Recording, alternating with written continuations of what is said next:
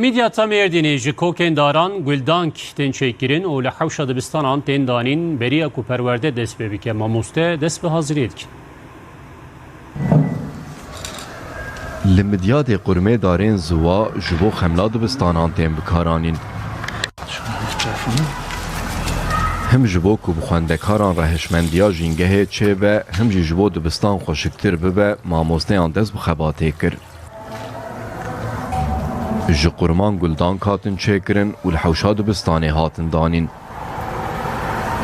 Mamoste bi xwe bi qurman mijûl bûn û tê de kulîlk bicî kirin. Öğrenciye verin ama jivara çişne hazır kin. Dakana fehmi vavve. Halu ma jab qurme dari anin mate de gul çandın. Gozarok her verin kefa vaver. Hiç yolu diye şık jeye çepe inşallah zihna vaji vabi.